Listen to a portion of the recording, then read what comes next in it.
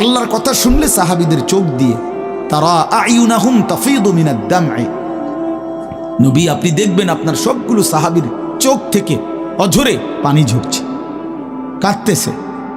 আল্লাহর কোরআন শুনলে সাহাবীরা কাঁদত। কোরআন শরীফে একটা সূরা আছে 29 পারা, সূরা দাহার, কোরআন শরীফের 75 নম্বর সূরা, 76 নম্বর সূরা। এই সূরাটা ছোট্ট একটা সূরা। এই সূরার মধ্যে জান্নাতের অসাধারণ বর্ণনা আছে। যেদিন এই সূরাটা নাজিল হয়েছে, নবীজি উপস্থিত সাহাবী যারা ছিল সামনে, তখন জিব্রাইল মাত্র নাজিল করছে, নবী সাল্লাল্লাহু আলাইহি সাল্লাম সাহাবীদের সামনে শুনাইছে এটা, এই সূরাটা। এই সূরার মধ্যে জান্নাতের খুব সুন্দর বর্ণনা আছে, সূরা দাহার।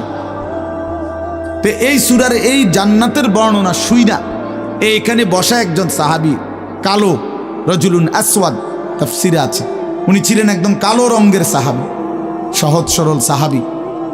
এইখানে বসেই একটা চিৎকার দিছে জান্নাতের আকাঙ্ক্ষায়, ওইখানে ইন্তেকাল করছে।